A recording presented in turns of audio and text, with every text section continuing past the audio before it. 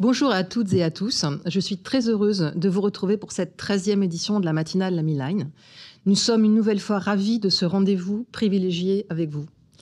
Vous allez le voir, l'entendre, nous allons évidemment beaucoup parler d'intelligence artificielle, de nouvelles fonctionnalités, mais aussi et surtout de contenu. Alors que visent ces innovations dont nous allons vous parler? Quel est l'objectif qui sous-tend ces nouveautés? Sans surprise, c'est vous, votre satisfaction. Depuis toujours, chez Lamy Liaison, nous sommes en perpétuelle recherche de solutions concrètes et innovantes. Nous avons créé le premier quotidien dédié à l'information sociale, Liaison sociale quotidien. Nous avons diffusé les premiers ouvrages pratiques à mise à jour régulière, les Lamy, produit également les premiers CD-ROM de législation et de jurisprudence dans les années 80, puis publié les premières bases de données juridiques. Notre objectif a toujours été d'allier la meilleure expertise en information et en formation juridique aux meilleures technologies, afin de vous proposer des solutions fiables, opérables et au meilleur prix. Chez Lamy Liaison, nos experts sont engagés au quotidien à vos côtés, à l'écoute de vos besoins. Notre ambition, c'est d'être le choix préféré en matière d'information et de formation juridique. Je vous remercie de votre attention, je vous souhaite une excellente matinale Lamy Line et je précise que vous pouvez, si vous le souhaitez, d'ores et déjà poser vos questions dans le chat. Nous essaierons d'y répondre à la fin des interventions. Sans plus attendre, je cède la parole pour les contenus en droit fiscal, pénal et droit des affaires à Chloé Matonnière. Merci. Merci Sylvie. Bonjour à toutes et à tous. Pour les domaines affaires, fiscalité et pénal, pas de grande réforme emblématique cette année, mais pour autant, nous avons une actualité soutenue. Et ce, dans toutes les matières qui sont couvertes par les rédactions en droit des affaires, en droit fiscal et en droit pénal. Vous le comprendrez aisément, je ne peux pas aborder ce matin l'ensemble de l'actualité 2023 dans ces domaines. Aussi, j'ai décidé de concentrer mon propos cette année sur trois grands thèmes. Le droit des sociétés, le numérique et un arrêt important de la Cour de cassation en matière de perquisition en droit des affaires. Et avant de commencer, je souhaitais vous préciser que tous les sujets que je vais aborder, et ce sera le cas également pour mes collègues, se retrouvent dans l'ensemble de nos publications. Le droit des sociétés, tout d'abord. Pour ce domaine, on peut retenir l'adoption en 2023 de plusieurs textes d'importance, parmi lesquels la directive dite CSRD du 14 décembre 2022 et qui vient renforcer pour les entreprises les exigences de reporting en matière de durabilité. Également la loi dite DADU 3 du 9 mars 2023 qui modifie les dispositions du Code de commerce concernant la sanction de dissolution de la société en cas de perte supérieure à 50% du capital social. On peut également citer une ordonnance du 24 mai 2023 et son décret d'application qui modifie le cadre juridique applicable aux opérations de restructuration transfrontalière mais également nationale, que sont les opérations de type fusion, scission, apport partiel d'actifs, etc. Et puis, pour terminer sur le droit des sociétés, je voulais citer un décret du 15 mai 2023 qui précise la procédure de sanction en cas de non-respect par les entreprises des quotas de représentation entre les femmes et les hommes parmi les cadres dirigeants et les membres des instances dirigeantes. Également au cœur de l'actualité cette année, le numérique et sous toutes ses facettes, si je puis dire. Le numérique, on peut commencer avec l'adoption de 2 règlements européens visant à réguler les marchés de cryptoactifs, les règlements MiCA et TFR. On a eu également l'adoption en juin d'une loi dont vous avez toutes et tous très certainement entendu parler, la loi sur les influenceurs, qui vise à encadrer leur activité sur les réseaux sociaux. Toujours en lien avec les réseaux sociaux, on peut mentionner l'adoption de la loi du 7 juillet 2023 qui instaure une majorité numérique à 15 ans pour s'inscrire sur les réseaux sociaux et qui contient également des dispositions pour mieux prévenir et poursuivre les délits en ligne, comme par exemple le cyberharcèlement. Et puis, pour terminer, une décision de la Commission européenne très importante qui concerne la circulation des données personnelles entre l'Union européenne et les États-Unis. Décision d'adéquation par laquelle la Commission a considéré que la protection offerte par les États-Unis en matière de données personnelles était équivalente à celle offerte au sein de l'Union européenne au travers du RGPD.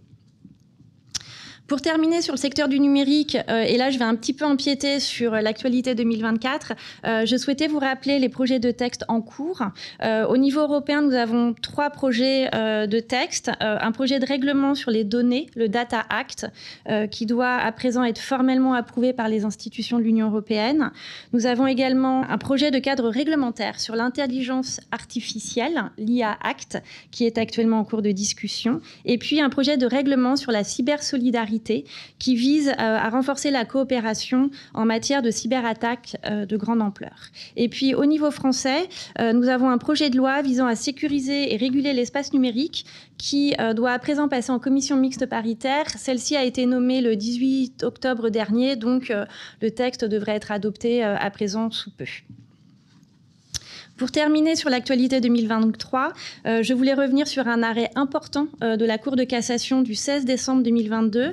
Important à 2 titres. D'abord parce qu'il s'agit d'un arrêt d'assemblée plénière et ce n'est pas tous les jours que nous avons des arrêts d'assemblée plénière et surtout parce qu'avec cet arrêt, la Cour de cassation élargit les pouvoirs des enquêteurs dans le cadre de perquisitions en droit des affaires en leur permettant de saisir sous certaines conditions les ordinateurs et les téléphones portables des personnes de passage, c'est-à-dire des personnes qui ne sont pas salariées de l'entreprise qui fait l'objet de la perquisition.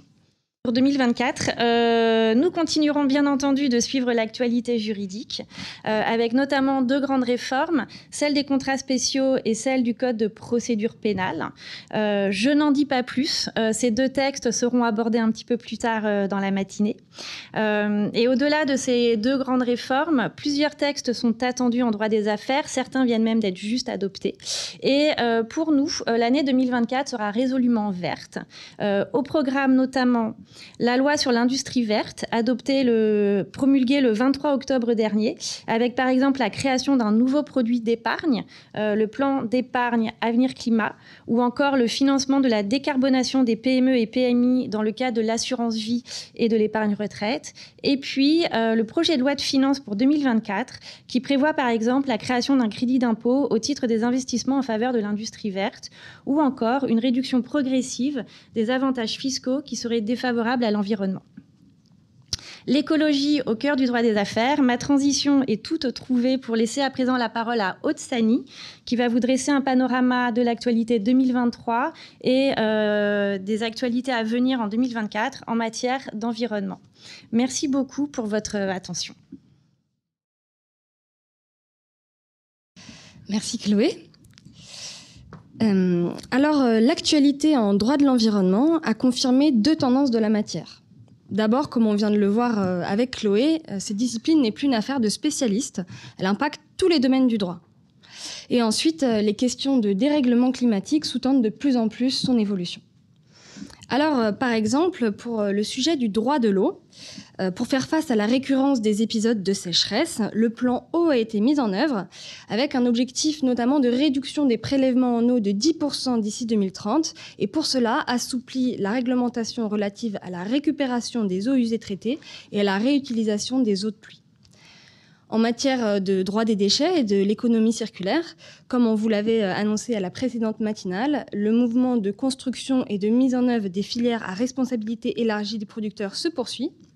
Donc c'est un ensemble d'obligations de reprise, de gestion, de recyclage des déchets qui s'impose à tous les opérateurs des filières concernées. Et en 2023 a donc été notamment mise en œuvre la filière à responsabilité élargie du producteur des emballages des professionnels de la restauration et a été pris un règlement en matière de batteries au niveau européen, notamment en ce qui concerne les véhicules électriques. Et donc on voit que derrière cette question des batteries, c'est la question de l'électrification de nos usages, donc bien une question aussi qui est liée au dérèglement climatique. Alors en ce qui concerne le droit de la transition énergétique à proprement parler, le paquet Fit for 55, qui a été adopté au niveau de l'Union européenne, vise la neutralité carbone en 2050. Et pour cela, il pose un premier jalon en 2030, qui est la réduction de 55% de nos émissions par rapport aux années 90. Alors aujourd'hui, où est-ce qu'on en est ? On en est à 30% de réduction des émissions, donc c'est quand même déjà un premier pas. Mais néanmoins, il faut qu'on fasse à peu près la même chose. Donc ce qu'on a fait en 30 ans, il faut qu'on le fasse en 7 ans. Alors comment le droit s'y prend pour réaliser cet objectif ? D'abord, un prix du carbone va de plus en plus être payé par tous les opérateurs économiques. Donc, via plusieurs dispositifs. D'abord, via le marché des quotas d'émissions de gaz à effet de serre, donc qui va être étendu au secteur des transports et au secteur du bâtiment. Et pour le marché extérieur, via ce qu'on appelle le mécanisme d'ajustement frontière au carbone, qui va donc imposer aux importateurs de ces produits de payer un prix du carbone. Et surtout, le droit favorise les investissements et les projets en faveur des technologies vertes et des énergies renouvelables. Et donc, la loi du 10 mars 2023 relative à l'accélération de la production d'énergie renouvelable lève un certain nombre de freins dans ce domaine. Donc, concrètement, elle va augmenter le foncier pour le solaire. Donc, par exemple, tous les bâtiments non résidentiels de plus de 500 m² d'emprise au sol vont avoir des obligations soit de végétalisation, soit de pose de panneaux solaires sur leur toit. Donc ça va s'appliquer à partir de 2028. Et donc ça va concerner des hôpitaux, des crèches, des bureaux, des entrepôts. Donc on voit que c'est un sujet qui va concerner vraiment beaucoup de monde. Raison pour laquelle, comme l'a annoncé Sylvie, on a ce projet d'ouvrage pour 2024. Une autre loi très importante que Chloé a déjà mentionnée est la loi relative à l'industrie verte. Donc c'est une loi qui impacte encore une fois beaucoup de domaines, notamment le droit des affaires, le droit de la commande publique, afin de lever des financements pour, d'une part, financer la décarbonation des industries et, d'autre part, favoriser les industries vertes. Donc en droit de l'environnement stricto sensu, ça va être principalement une accélération des procédures d'ouverture d'usines, avec notamment une procédure exceptionnelle par décret, quasiment entièrement aux mains de l'État, pour les projets d'envergure nationale, comme par exemple les projets de création de panneaux, de fabrication de panneaux solaires. Et ensuite, elle assouplit le droit des déchets, elle prévoit une réhabilitation des friches industrielles. Donc voilà, donc beaucoup de réformes en droit de l'environnement en 2023 et à venir pour les prochaines années, qui vont impacter énormément de secteurs, notamment le secteur des transports, dont Laurent Garcia va à présent vous parler. Merci. Merci Aude. Bonjour à toutes et tous. Donc Laurent Garcia, responsable du domaine transport, et je vais vous présenter désormais ce qui a pu nous impacter grandement cette année et ce qu'on envisage pour l'année 2024. Donc, s'agissant du bilan 2023, 3 éléments majeurs à mettre en avant. L'un concernant le contrat de transport, l'autre concernant la problématique douanière, le dernier enfin concernant le transport de matières dangereuses. Donc, s'agissant des contrats, nous avons eu cette année la publication d'un nouveau contrat type. Il s'agit du contrat type applicable au transport public routier réalisé sous le régime du transport exceptionnel. Donc, comme vous le savez, ou peut-être pas, je ne sais pas, les contrats types sont des contrats publiés en annexe de décret et s'appliquent entre les parties au contrat de transport, à défaut de conventions spéciales entre elles. Ces contrats types sont révisés tous les 15-20 ans. Là, nous sommes sur la troisième manche de révision des contrats types. Le contrat type général ou dit général a été révisé en 2017. En 2020, il s'est agi du véhicule roulant. Et là, donc, le contrat type transport exceptionnel qui est applicable depuis le 1er janvier 2023. On en retiendra principalement que son champ d'application est mieux défini qu'il ne l'était auparavant par son prédécesseur et qu'on constate un alignement sur les dispositions du contrat type général. S'agissant de la douane, alors nous avons eu une loi d'importance datée du 18 juillet 2023 visant à donner à la douane les moyens de faire face aux nouvelles menaces. Alors, la jeunesse de cette nouvelle loi tient dans la déclaration d'inconstitutionnalité de l'article 60 du Code des douanes. Pourquoi a-t-il été déclaré inconstitutionnel ? Parce qu'il manquait en garantie pour les opérateurs. Cet article s'applique principalement au contrôle des marchandises et des moyens de transport. Donc, le législateur a repris sa copie et il a réécrit cet article 60, qui est passé de 3 lignes à 3 pages, mais il ne s'est pas arrêté là. Il est allé beaucoup plus en profondeur sur toutes les problématiques de pouvoir d'investigation des agents du contrôle et a opéré une large réécriture de ces articles avec toujours en mettant en parallèle les garanties à accorder aux divers opérateurs. De plus, il y a eu quelques créations ou aggravations de sanctions. Enfin, s'agissant de la problématique transport de marchandises dangereuses, cette année, 2 textes. Vous le savez, habituellement, nous avons des textes qui s'appliquent pour 2 ans, avec un temps de latence sur une année. Là, nous avons donc en 2023 l'entrée en vigueur de l'amendement 4122 au code IMDG, International Maritime Dangerous Goods. Donc, ce texte était d'application volontaire sur l'année 2023 et il devient d'application obligatoire au 1er janvier 2024. Il remplace l'amendement 4020. Ensuite, nous avons le domaine du transport aérien de marchandises dangereuses, avec l'entrée en vigueur au 1er janvier 2024 de l'IATA-DGR, l'IATA-DGR qui est donc International Transport Authority Dangerous Goods Regulation. Excusez-moi pour mon anglais, qui est loin d'être parfait. Je vous rassure, je suis meilleur en français. Enfin, je vais vous présenter donc les problématiques que nous pensons pouvoir et devoir aborder en 2024. Or, nous avons tout d'abord la réglementation sociale des conducteurs avec une réforme du CFA. Le CFA, congé de fin d'activité, qui est un régime spécifique pour les conducteurs aussi bien marchandises que voyageurs de départ en retraite. Ce régime a déjà été impacté en 2023 avec justement la réforme des retraites et en 2024 est prévue une refonte beaucoup plus large de ce régime-là. Ensuite, nous avons l'intermédiation numérique en transport. L'intermédiation numérique, concerne les nouveaux opérateurs, les nouveaux intermédiaires du transport qui ont vocation peut-être un jour, j'espère que non, à remplacer les commissionnaires. Ces intermédiaires ont vu leur cadre législatif défini et le cadre réglementaire devait être parachevé au mois de juin 2023. Or, à ce jour, ce n'est toujours pas le cas. Donc, on espère que ce sera le cas en 2024. Nous attendons aussi les mesures à prendre, qui devront être prises à la suite du comité interministériel à la sécurité routière de juillet 2023.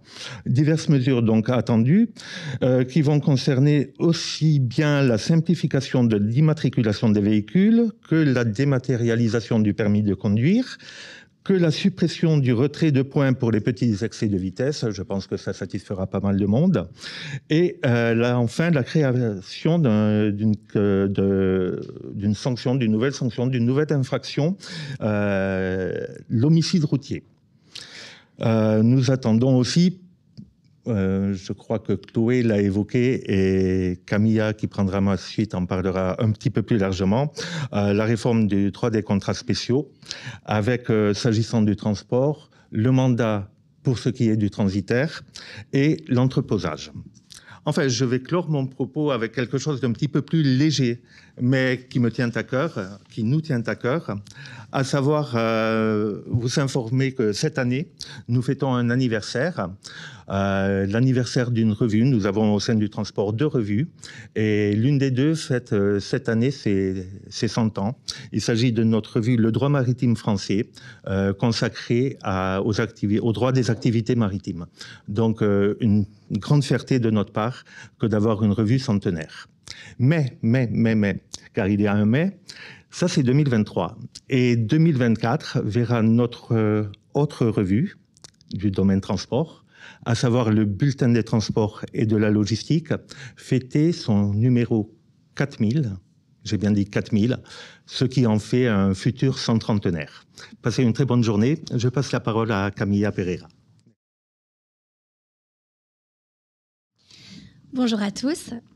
Alors pour ma part, je commencerai par évoquer avec vous le droit de la famille. Nous avons eu un peu de répit cette année car nous n'avons pas de grandes réformes, mais de nombreux décrets d'application des réformes précédentes.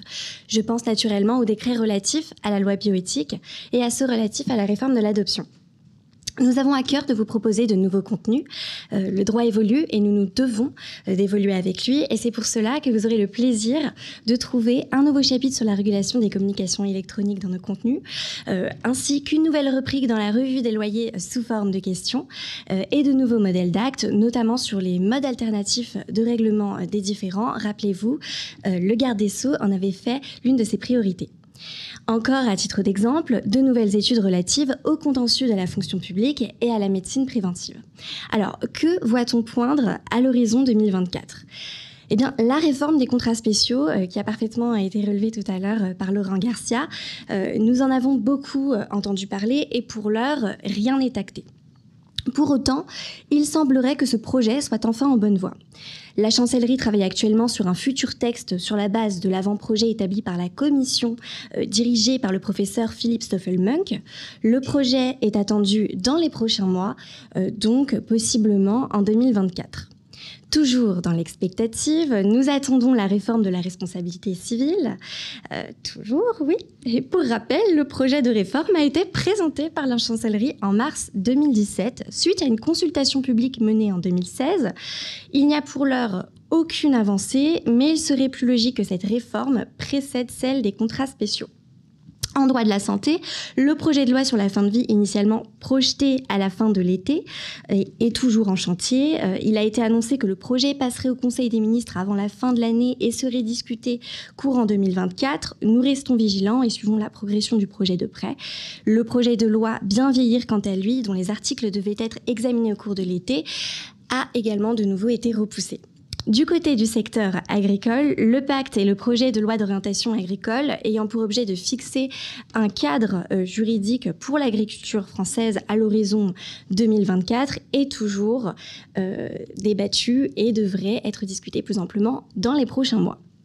Je finirai mon intervention sur la réforme de la procédure pénale. Alors, pour rappel, elle a pour objectif de moderniser la procédure et simplifier les cadres d'enquête. Elle a été insérée au sein de la loi d'orientation et de programmation du ministère de la Justice 2023-2027 et a été adoptée le 11 octobre dernier. Alors, elle devrait permettre d'habiliter le gouvernement à réécrire par voie d'ordonnance le code de procédure pénale, l'ordonnance devant être prise dans un délai de 2 ans à compter de la promulgation de la présente loi et devant entrer en vigueur au plus tôt 1 an après sa publication. À savoir qu'il est important de relever que le 16 octobre dernier, le Conseil constitutionnel a été saisi par plus de 60 députés sur ce projet de loi et les sages devraient se prononcer d'ici 1 mois. Je vous remercie pour votre attention, je vous souhaite une agréable journée et je passe la parole à Diane Rousseau.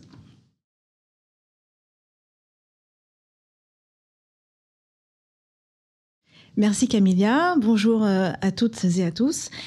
Alors, c'est évidemment la réforme des retraites qui a occupé le devant de la scène sociale en 2023. Donc, je vous en rappelle les principales mesures.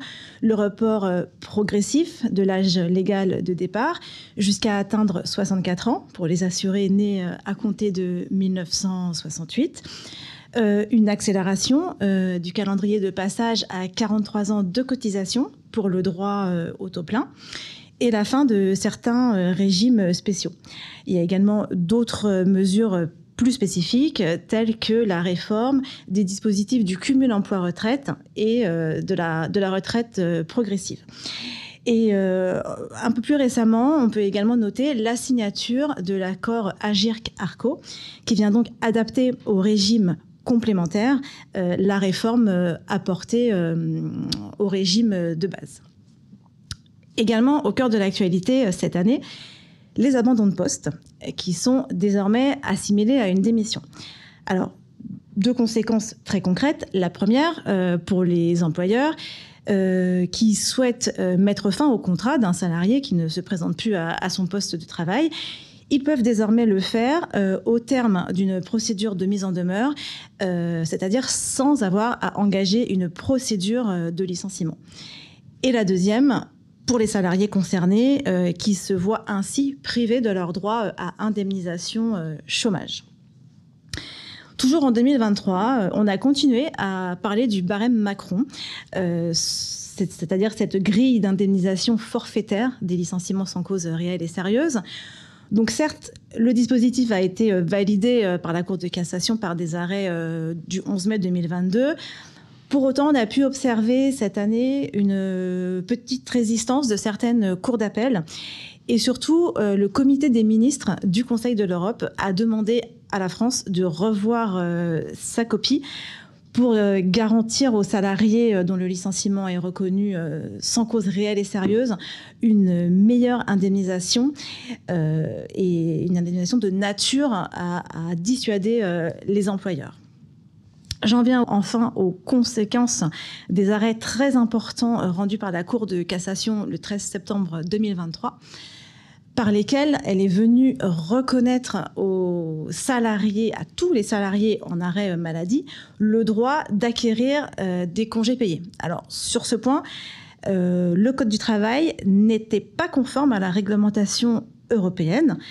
La Cour de cassation avait averti de cette situation à plusieurs reprises par le biais de ses rapports annuels, sans que ce soit suivi d'effet. Elle a donc fini par trancher à l'occasion de contentieux en faveur des salariés.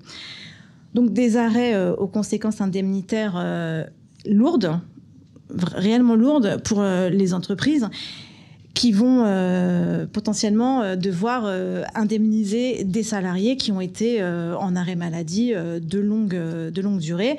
Alors certes, dans la limite d'une prescription, triennale en l'occurrence, mais attention, car cette prescription ne court pas tant que les salariés n'ont pas été mis réellement en mesure d'exercer leurs droits, c'est-à-dire tant que l'employeur ne les en a pas informés. Alors, les suites de ces arrêts vont être observées courant 2024, puisqu'on sait que le ministère du Travail s'est saisi de cette question et qu'il est en train d'étudier les leviers qu'il pourrait actionner pour venir un petit peu limiter le risque indemnitaire des entreprises. On ne sait pas encore à quelle échéance il le fera, mais je pense qu'il sera pressé de le faire par justement ces entreprises, car on a vu fleurir récemment une pétition contre cette jurisprudence à l'initiative de la CPME. Et puis on voit également apparaître les premières décisions du fonds qui viennent donc condamner les entreprises à verser des indemnités compensatrices de congés payés à des salariés ayant été en arrêt maladie. Alors, également à suivre en 2024, la mise en œuvre du nouveau pacte de la vie au travail qui avait été annoncé par Emmanuel Macron en sortie de crise de la réforme des retraites, qui va se traduire par l'engagement de 3 négociations au niveau national et interprofessionnel. La première concernant l'emploi des seniors, la seconde concernant les transitions professionnelles. Cela vise notamment à permettre aux salariés qui exercent les métiers les plus pénibles de pouvoir évoluer vers des emplois les exposant moins à l'usure professionnelle. Et la troisième négociation concernant la création d'un compte épargne-temps universel. Également à suivre les suites de la conférence sociale qui s'est tenue le 16 octobre dernier, qui a débouché concrètement sur l'annonce de la création d'un haut conseil aux rémunérations, ainsi que celle d'une réforme apportée à l'index d'égalité entre les femmes et les hommes, pour le rendre plus efficace, parce que pour l'instant, il n'a pas porté encore tous ses fruits. Également à venir, 2 projets de loi qui sont en passe d'être adoptés. Partage de la valeur, donc celui-ci vise à retranscrire dans la loi les dispositions de l'accord national interprofessionnel signé il y a quelques mois sur la question par les partenaires sociaux. Donc là, on parle de participation, intéressement, épargne salariale au sens large. Et puis le projet de loi plein emploi, qui comporte 3 volets. Le premier, que je qualifierais d'institutionnel, au niveau du service public de l'emploi, avec la création du réseau France Travail. Le deuxième volet en matière d'emploi des personnes handicapées. Et un troisième volet relatif à l'insertion. Et là, on évoque la mise sous condition d'une activité minimale du versement du RSA. Également à venir de nouvelles mesures de lutte contre la fraude sociale par le biais du projet de loi de financement de la sécurité sociale pour 2024. Une nouvelle négociation d'une convention d'assurance chômage. Et enfin, pour terminer, quelques mots sur le projet de loi immigration, dont après moult reports, l'examen a commencé hier par le Parlement. Alors, Pour ce qui est du social, c'est essentiellement la question des titres de séjour pour les métiers en tension qui fait débat, mais c'est évidemment un projet de loi très vaste qui dépasse largement le champ du social et qui sera donc au cœur du nouveau contenu sur lequel nous travaillons, le LAMI droit des étrangers, que Sylvie a évoqué il y a quelques instants. Je vous remercie de votre attention et je passe maintenant la parole à Mélanie Bruyant qui va vous parler des évolutions en matière de documentation officielle. Bonjour à toutes et tous. Ravie de vous retrouver pour cette nouvelle édition de la matinale Lamiline Online.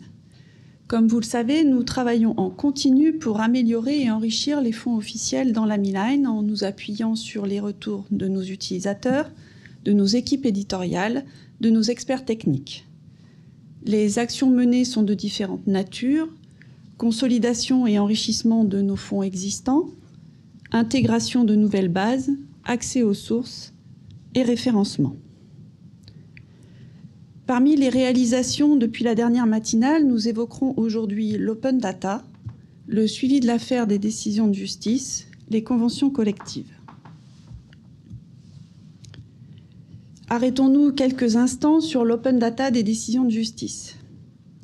À l'écran, le calendrier officiel de mise à disposition des décisions des juridictions judiciaires et administratives.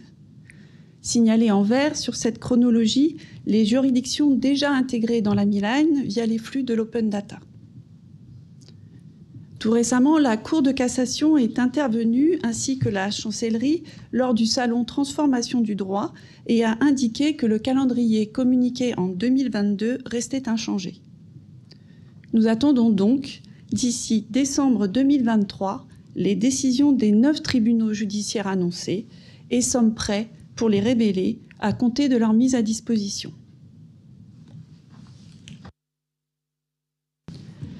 En nous appuyant sur les données fournies dans les flux open data de la Cour de cassation et du Conseil d'État, nous avons travaillé sur le chaînage contentieux des décisions, le suivi de l'affaire. En juin dernier, nous avons déployé un suivi de l'affaire optimisé. Cela se traduit aujourd'hui par une augmentation significative des chaînages proposés dans Lamiline, notamment pour le Conseil d'État. Vous en voyez une illustration ici à l'écran.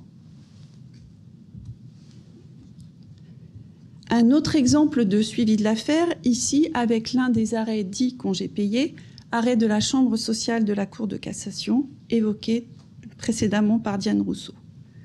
Vous retrouvez en partie gauche toutes les informations en relation avec la décision affichée, telles que la décision attaquée, les dispositions appliquées, les décisions similaires, ainsi que les enrichissements textuels sous le chaînage contentieux.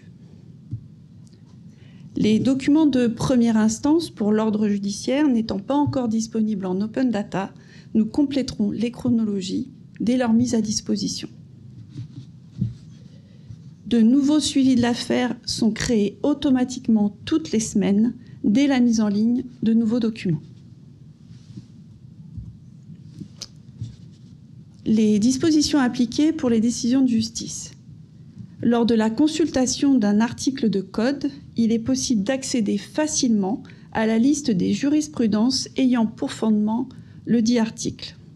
Il vous suffit de cliquer sur l'icône balance située à droite du numéro de l'article. Ici à l'écran, l'ensemble des décisions appliquant l'article L3141-22 du Code du travail. Nous retrouvons dans la liste nos fameux arrêts congés payés. Évoquons maintenant le fonds convention collective sur lequel nous avons mené plusieurs actions.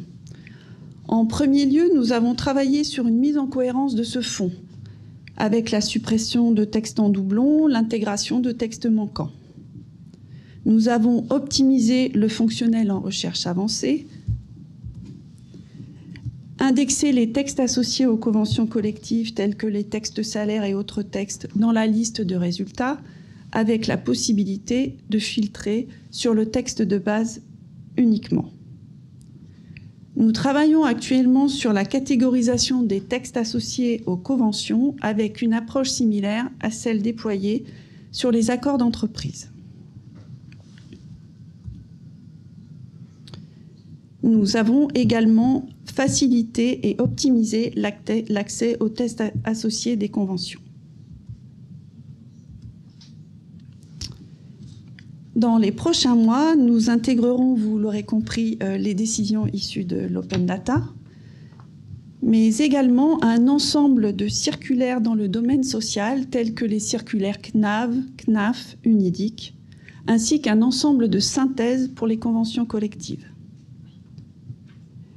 Nous poursuivrons tout au long de l'année 2024 l'enrichissement des fonds officiels dans l'AmiLine en nous appuyant sur la feuille de route définie conjointement par nos experts et nos équipes éditoriales. Nous vous tiendrons informés au fil des intégrations et des évolutions, notamment au travers de la lettre d'information réservée aux abonnés, la newsletter l'AmiLine. Je vous remercie pour votre attention et cède la parole à Euphrate Cantouche, qui va vous présenter les réalisations et évolutions sur le produit. Bonjour à tous, merci de vous être connectés ce matin pour cette matinale digitale. Je suis ravi de partager avec vous les réalisations de 2023 et nos nouveautés pour 2024. Depuis la dernière matinale, comme vous avez pu le constater, nous avions continué nos efforts sur l'ergonomie, la recherche et encore plus récemment la personnalisation de l'expérience l'AmiLine. Concernant l'ergonomie, comme vous le savez, l'accessibilité est une valeur pour nous.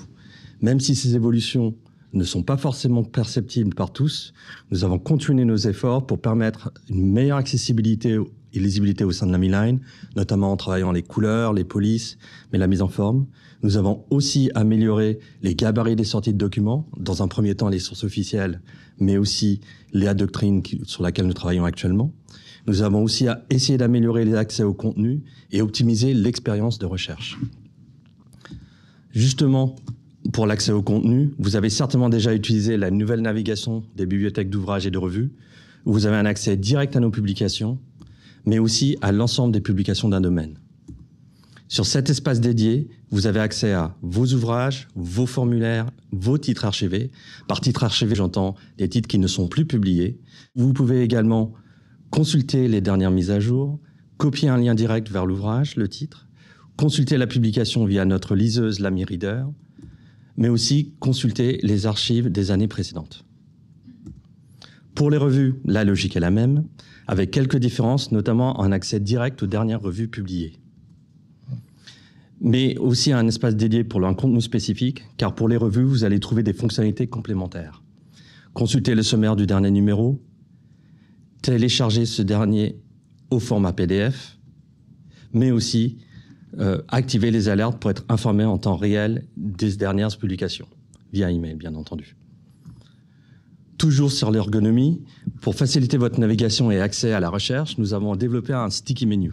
Alors vous excusez l'anglicisme, mais menu collant, ça fait pas trop rêver, quoi. Donc de quoi il s'agit-il? Comme vous voyez sur l'animation ici, il s'agit d'un menu que, où que vous soyez sur le site ou sur une page de l'AmiLine, le menu de navigation reste visible et vous accompagne. Ce menu et cette barre vous donnent un accès constant aux publications, mais aussi à la recherche. En parlant de recherche, justement, nous avons donc travaillé sur la visualisation et la sélection de critères pour la jurisprudence, mais aussi la catégorisation et les accords d'entreprise. Cette catégorisation que vous retrouvez d'ailleurs en tant que filtre dans vos résultats de recherche. Comme vous le savez, chez l'AmiLiaison, le moteur de recherche est un sujet de fond pour nous. D'où un nouveau modèle de pertinence déployé en fin 2023 qui est en amélioration continue. Ces améliorations de la pertinence s'appuient sur notamment les remontées de nos utilisateurs, parmi lesquels, bien sûr, il y a les membres de JuryConnexion que je tenais à remercier ce matin pour leur participation, mais aussi un travail en interne associant des experts de l'équipe éditoriale et de l'équipe produit au sein de l'AmiLiaison. Ceci nous a permis de faire des résultats plus pertinents et équilibrés, qui permet une plus grande mixité de typologie de documents dans les résultats, mais aussi une meilleure prise en compte des derniers résultats les plus récents. Passons maintenant à la personnalisation. Comme vous le savez, l'AmiLine propose énormément d'informations actualisées. Vous pouvez le constater dès la page d'accueil. Néanmoins, certains d'entre vous ne sont pas forcément concernés par tous les sujets qui sont abordés sur cette page d'accueil, surtout pour ceux qui sont abonnés à l'ensemble de nos bases documentaires. C'est dans cet esprit que nous avons donc mis en place des fonctionnalités vous permettant de personnaliser votre usage. À partir de la page d'accueil, vous pouvez désormais instantanément masquer un domaine. Bien entendu, vous pourrez gérer les dernières parutions via une nouvelle section de cet espace utilisateur que vous voyez ici. Et vous pouvez activer ou désactiver l'affichage des domaines qui apparaîtront sur la page d'accueil. Voilà pour 2023. Nous allons continuer à améliorer l'expérience Lamiline en 2024, dont je vais vous parler maintenant un peu plus. Dans la continuité de ce que je viens de vous montrer sur la personnalisation, vous allez donc profiter d'une nouvelle fonctionnalité dans les mois à venir. Celle-ci vous permettra de recevoir des alertes sur les mises à jour des ouvrages et formulaires. Donc les mises à jour que vous voyez apparaître et que vous pouvez maintenant personnaliser sur la page d'accueil, vous pourrez désormais créer des alertes que vous recevrez via email. Ce système sera entièrement personnalisable en fonction de vos besoins spécifiques. Vous pourrez donc activer ou désactiver l'alerte d'un domaine entier ou d'un titre spécifique. Cette alerte permettra de récupérer les contenus qui aujourd'hui sont présentés sur la page d'accueil. Côté Lamilink, là où avant un document était supprimé dans un délai de 24 heures ou 48 heures, vous aurez la possibilité de le supprimer directement après analyse. Autre point, vous aurez aussi la possibilité de télécharger en une seule fois toutes les décisions reconnues et identifiées au sein du document que vous avez analysé. Vous aurez l'option de modifier ce paramètre dans votre espace personnel. C'est-à-dire que vous pouviez soit choisir de supprimer le document juste après l'analyse et de l'avoir récupéré, voire le conserver ou avoir accès pendant 24 heures. Vous aviez bien sûr toujours la possibilité de sauvegarder la liste des décisions identifiées vers lesquelles vous pourrez toujours revenir au sein de Lamiline. Au-delà des évolutions que je viens de vous présenter qui vont arriver dans les mois à venir au sein de Lamiline, Lamiline en 2024 va s'appuyer sur 3 axes majeurs pour concourir à la satisfaction de nos clients, qui sont au centre de notre préoccupation. Ces 3 axes sont la sécurité, l'ergonomie et la recherche. Pour la sécurité, pour les grandes structures confrontées aux problématiques d'accès sécurisé, nous allons proposer des solutions compatibles avec les SSO les plus courants du marché. Donc pour ceux qui sont familiers avec ces termes, je parle de OpenID et de SAML. Ces accès sécurisés permettront un meilleur accès à nos services et outils, surtout dans un environnement plus sécurisé, mais aussi permettra une plus grande fluidité d'accès à Lamiline. Nous allons continuer nos efforts d'ergonomie, notamment sur les modèles d'actes, mais aussi il y a des accès simplifiés et une meilleure lisibilité en ligne, mais aussi une amélioration, bien entendu, des formats de sortie, comme je vous ai indiqué tout à l'heure. Sur la recherche, nous allons continuer nos efforts sur la pertinence de la recherche et l'amélioration de l'expérience de recherche. Et vous allez peut-être me dire où est l'IA dans tout ça. Comme tous les autres acteurs majeurs du secteur, nous avons étudié l'opportunité d'exploiter l'IA générative au sein de nos solutions. Nous avons entamé des travaux sur 4 grands axes: l'extraction d'informations, la recherche, la production de contenu, mais aussi la génération d'outils. Ce qui nous amène aujourd'hui à vous présenter ce qui suit.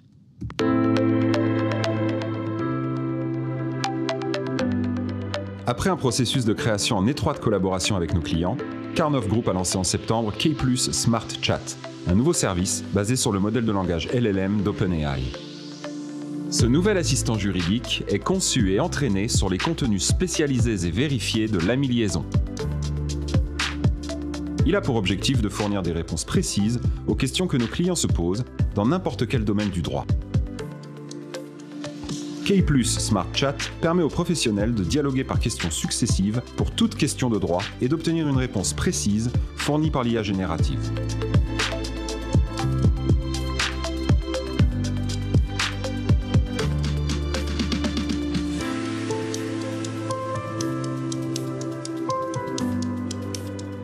La solution a été intégrée en version bêta en Espagne en tant que fonctionnalité additionnelle à la recherche avancée de la base de données numérique, la Lei Digital. Elle sera étendue prochainement aux solutions d'information juridique l'AMI Liaison en France. Chez Karnov Group, nous donnons la priorité aux innovations qui facilitent le travail de nos clients. K+ Smart Chat est un exemple des opportunités qu'offrira l'intelligence artificielle Karnov pour faciliter l'accès au droit. Comme vous venez de le voir, le groupe Carnov et Lamy Liaison se sont engagés dans l'intégration des IA génératives. La bêta lancée récemment en Espagne sur l'Allée Digitale fait l'objet de retours très positifs de la part de nos clients espagnols. Côté France, il est prévu d'intégrer l'IA générative dans nos 3 plateformes, c'est-à-dire LamyLine, Liaison sociale, mais aussi Lamy Notaire. Une bêta est prévue sur Liaison sociale en décembre, puis une extension à LamyLine courant 2024. Vous l'aurez compris, l'année 2024 sera riche en évolution. Notre philosophie continue à être d'être pionnier dans le domaine du droit, tout en étant engagé et fournir un service expert pour nos clients. De la part de tous mes collègues à Lamy Liaison, je tenais à vous remercier d'avoir assisté, de vous être connectés ce matin, et vous propose de consacrer le temps qui nous reste pour répondre à vos questions posées via le chat. Je te rejoins pour répondre avec toi aux questions. Oui, c'est ça. Pas te laisser seul. Merci Sylvie. Bonjour. Nous avons en effet quelques questions. Alors, la première question concerne la personnalisation. Une personne nous écrit qu'elle ne voit pas la personnalisation sur sa page d'accueil. Pourquoi ? Alors, il y a plusieurs possibilités. La principale, c'est que pour faire la personnalisation, on a besoin de créer son espace personnel. Donc, pour notamment les grosses entreprises, les grosses structures qui ont habituellement des accès dédiés à LamyLine, il faut aller en haut à droite et créer son espace personnel afin de pouvoir personnaliser l'expérience au sein de LamyLine. Chaque personnalisation est, bien comme son nom l'indique, individuelle et personnelle. Voilà. Oui, une autre question sur quelqu'un qui voudra mettre en place le SSO, comment elle doit faire ? Alors, elle doit contacter son commercial qui vous mettra en contact avec les techniciens chez nous pour vous fournir la documentation. Pour à titre d'info, la documentation sera disponible en français, mais également en anglais pour les grosses structures, notamment les gros cabinets d'avocats qui ont des structures centralisées en pays anglo-saxons. Alors, une question qui vient d'arriver. Attendez, ça se bouscule un petit peu. Alors, où trouver les archives des ouvrages Lamy ? Bon, c'est moi qui réponds ? Mais oui. Alors, comme j'ai répondu tout à l'heure, dans l'espace dédié aux ouvrages, vous avez un lien en dessous de chaque image de titre où vous pouvez directement cliquer et voir apparaître un sélecteur qui vous permet de sélectionner l'année de l'archive. Et directement là, vous serez redirigé vers une page dédiée avec l'année de l'archive de ce titre. Merci. Une nouvelle question. Quand seront disponibles les changements sur LamyLink ? Alors là, on est en novembre, donc avec de la chance, normalement, ça devrait arriver d'ici la fin de l'année. Une nouvelle question qui vient d'arriver. Alors, à quand un compte personnel pour les établissements universitaires ? Alors là, cela dépend de plusieurs choses, notamment d'un travail avec les universités individuellement, parce que chacun a son propre système de connexion, avec, sans rentrer dans les détails techniques, leur protocole de sécurité. Donc les universités, effectivement, sont un cas spécifique. Si une université a un SSO comme OpenID SAML, ça sera plus facile. Si elle a un autre SSO en place, il faut vraiment voir au cas par cas. Et donc ça, il faut prendre contact avec nous pour justement échanger sur le sujet et voir quelles solutions nous pourrons trouver ensemble.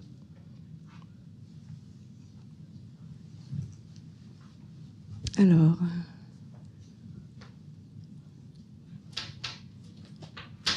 D'autres questions ?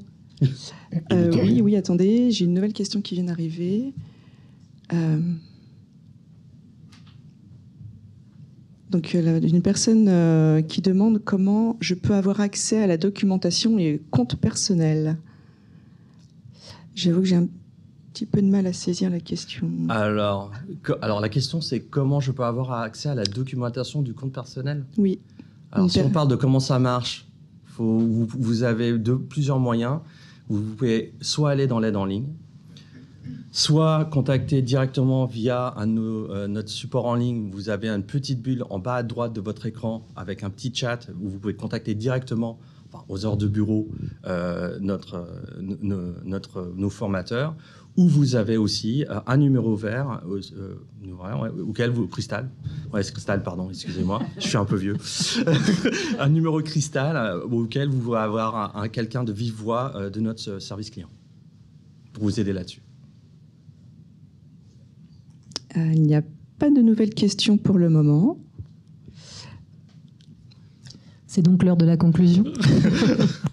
Écoutez, merci à l'ensemble des participants et merci à toute l'audience qui nous a suivis ce matin. Nous avons été ravis du déroulement de cette matinale et d'avoir pu partager avec vous le déroulé de nos actualités 2023 et 2024 en perspective. Nous espérons que vous aurez appris beaucoup de choses et que vous aurez été satisfaits de cette matinée. Merci encore une fois et on vous souhaite une très belle journée. À bientôt. À bientôt.